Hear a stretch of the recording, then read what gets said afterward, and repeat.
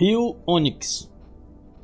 Dá para acreditar que esse rio só existe no verão, em um continente onde 98% da superfície é puro gelo? Pois esse é o Rio Onyx, o maior curso de água da Antártida. Com seus modestos 32 quilômetros, ele pode parecer pequeno, mas sua existência é um verdadeiro milagre geográfico no lugar mais frio e seco do planeta. Diferente de todos os outros rios desta lista, o Onyx não corre para o oceano. Pelo contrário, ele flui para o interior, alimentado pelo degelo da geleira Wright inferior, durante os poucos meses de sol. Seu destino final é o Lago Vanda, um corpo de água tão salgado que suas camadas mais profundas nunca congelam, mesmo com temperaturas externas despencando para 50 graus negativos. O Onyx flui para uma região chamada Vales Secos de McMurdo, uma das áreas mais estranhas da Terra. Um deserto polar onde a paisagem se parece mais com Marte do que com o nosso planeta. É um ambiente tão extremo que não há peixes em suas águas, apenas uma vida microscópica resistente.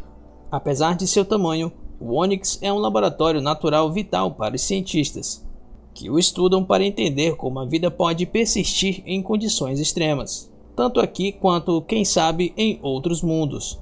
A Antártida esconde ainda mais segredos líquidos, como vastos sistemas de lagos e rios subglaciais, escondidos sob quilômetros de gelo.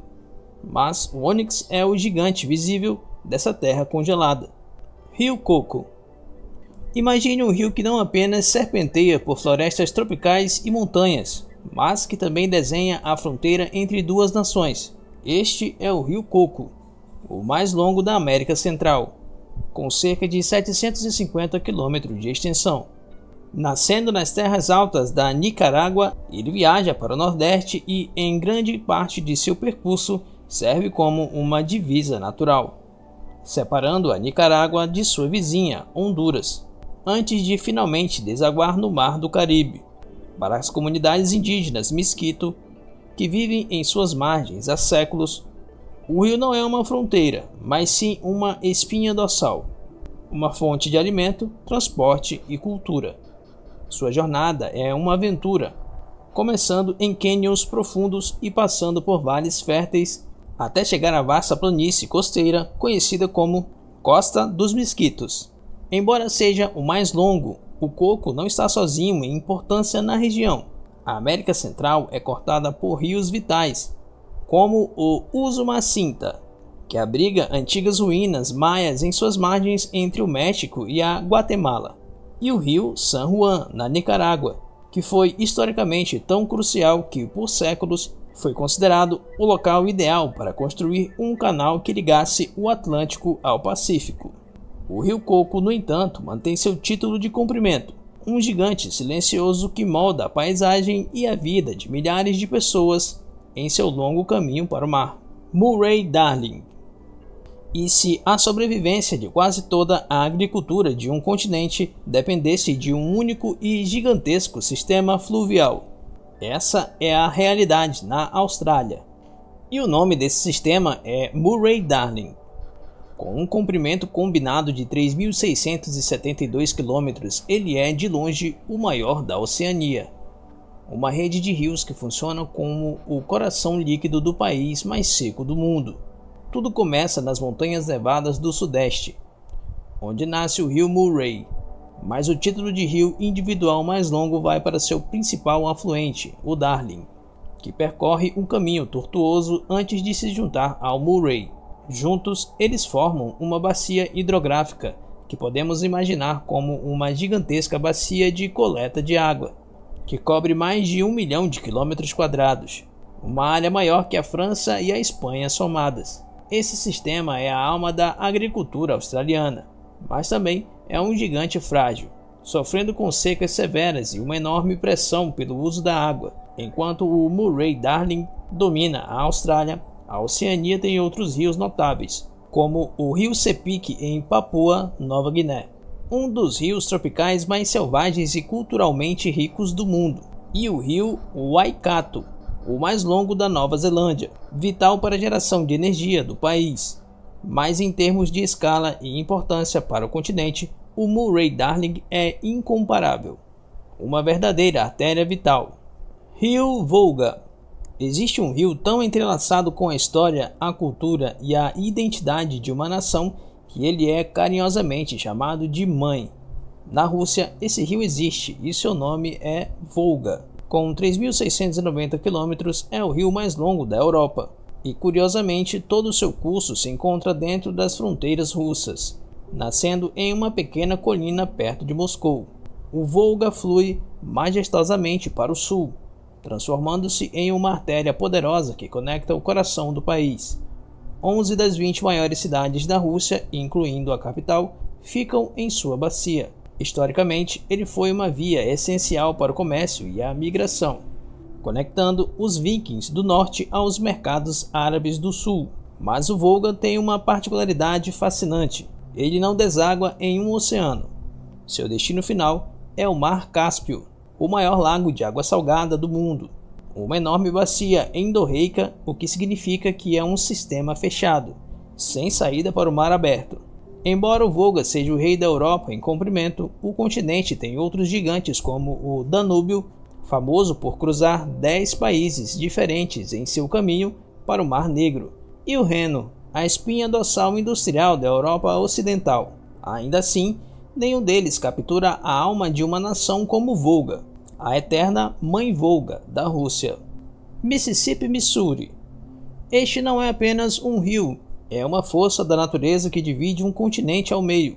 Estamos falando do sistema fluvial Mississippi, Missouri, o indiscutível gigante da América do Norte. Se medirmos desde a nascente do rio Missouri, seu afluente mais longo, até a foz do Mississippi no Golfo do México, alcançamos uma distância colossal de 6.275 km.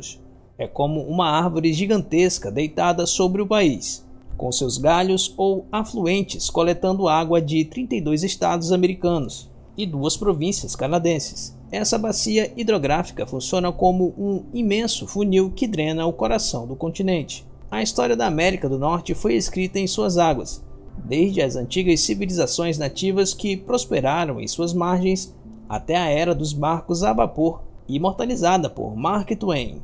Hoje, ele continua sendo uma superestrada aquática, transportando grãos, carvão e outras mercadorias que alimentam a economia global.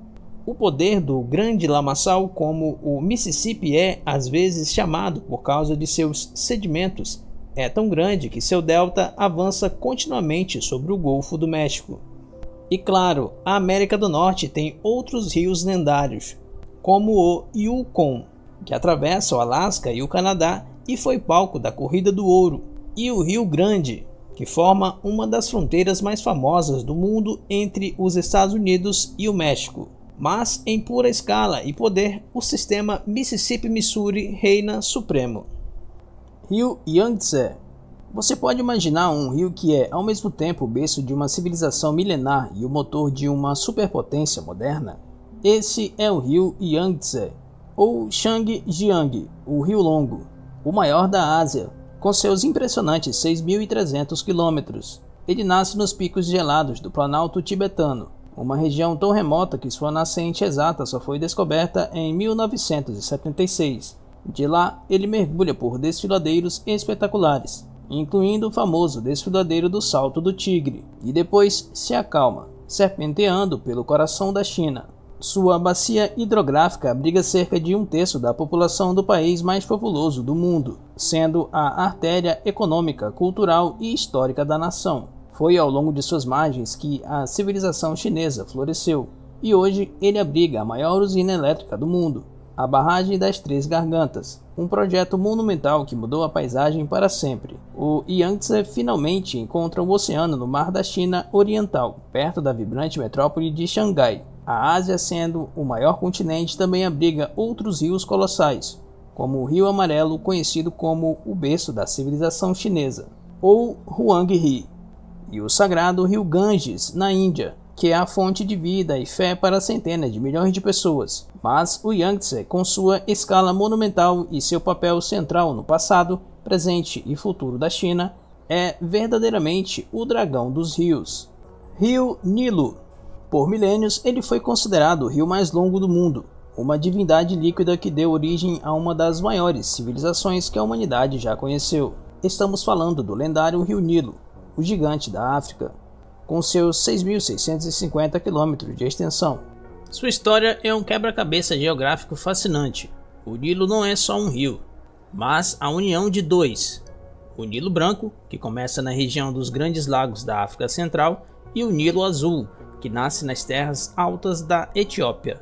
Eles se encontram na cidade de Khartoum, no Sudão, para formar o Grande Nilo, que então embarca em uma jornada quase impossível: cruzar o deserto do Saara, o maior deserto quente do mundo, sem receber nenhum afluente significativo em seu trecho final. Era a previsibilidade de suas cheias anuais que depositavam lodo fértil nas margens, que permitiu o florescimento do Antigo Egito. Sem o Nilo, a terra dos faraós seria apenas areia. Até hoje, mais de 95% da população do Egito vive em uma estreita faixa de terra ao longo de suas margens. A África também é o lar do rio Congo, o segundo maior do mundo em volume de água e o mais profundo, e do rio Níger, com sua curiosa rota em forma de bumerangue. Mas o Nilo, com sua história épica e seu papel de desafiar o deserto para levar vida, ocupa um lugar único no panteão dos grandes rios. Rio Amazonas. Chegamos ao titã, ao campeão, e a um rio tão vasto que parece mais um oceano em movimento do que um curso de água doce. O rio Amazonas não é apenas o maior da América do Sul, ele é o maior rio do planeta Terra, com uma extensão recentemente recalculada de 6.992 km. Ele disputa e, segundo muitos geógrafos, supera o Nilo em comprimento, mas sua verdadeira majestade está em seu volume. Sozinho, o Amazonas despeja mais água no Oceano Atlântico do que os 7 anteriores maiores rios do mundo somados, respondendo por cerca de 20% de toda a água doce que deságua nos oceanos. Sua bacia hidrográfica é a definição de gigantesco, cobrindo 40% da América do Sul, uma área quase do tamanho da Austrália. É um universo em si mesmo, abrigando a maior floresta tropical e a maior biodiversidade do mundo. Sua força é tão monumental que, na foz, ele empurra a água salgada do Atlântico por mais de 100 km mar adentro, criando uma imensa área de água doce em pleno oceano. Fenômenos como a pororoca, uma onda gigante que sobe o rio vindo do mar, mostra seu poder bruto. A América do Sul tem outros rios poderosos como o Paraná, que alimenta as espetaculares cataratas do Iguaçu, e o rio Orinoco, mas nenhum se compara ao Amazonas. Ele não é apenas um rio, é o sistema circulatório vital do nosso planeta.